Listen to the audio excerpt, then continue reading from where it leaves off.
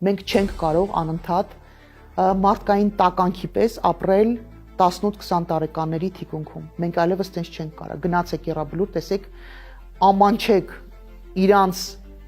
ներդրումից ու մտածեք մենք ինչից ենք վախենում։ Եթե լինեն մարդիկ փողոցում, իսկ ով պիտի ասի մի արեք։ Այդ դրսից, ներսից ով պիտի ասի մի արեք կամ ով պիտի կանգնացնի։ Ոստիկանությունը պիտի կանգնացնի, չի կանգնացնելու։ Նա Սինանյան էր բերել, արեց ամեն ինչ, որ Սփյուռքի հետ մեր կապերը ավիրվածության աստիճանի հասնեն, վատ իմաստով, եւ բան արեց։ Հիմա էլ անցել է եկեղեցու հետևից։ Ակնհայտորեն սա դրսի պատվեր է։ Իրանց թիրախում է նաեւ Սևանը, որովհետեւ սա ստրատեգիական կարեւորություն ունեցող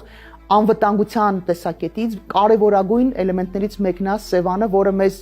ի վերուս, չգիտեմ, Աստծո կամոք մեզ է տրվել։ Հիմա մենք սա պահպանել մեր անվտանգության կարևոր բաղադրիչներից մեկն է Սևանի խմելու ջուրը։ Հիմա այս մարդիկ հաշտ են նաև նրա հետ, որ կարող են այդ ամեն ինչը զիջել օտարի։ Գիր վերընտրվելուց հետո գալու է ասի ժողովուրդ, եթե մենք սահմանադրությունը չփոխենք, պատերազմ է լինելու։ Հետո գալու է ասի ժողովուրդ, եթե այն ինչ որ զանգված մարդկանց չգա Հայաստան, օտար երկրի, ասենք ադրբեջանական կողմից, որ մարդիկ չգան Հայաստան, պատերազմ է լինելու։ Հետո ասելու է, եթե մենք Սևանը չհանձնենք ադրբեջանցիներին, պատերազմ է լինելու։ Հետո ասելու է, որ այս ինչը չանեք, պատերազմ է լինելու։ Հետո ասի, որ մենք բանակ ունենանք, այսինքն ինքը անընդհատ մեզ պահելու է վախի մեջ ու այդ խաղաղությունը մեր վրա վաճառելու է։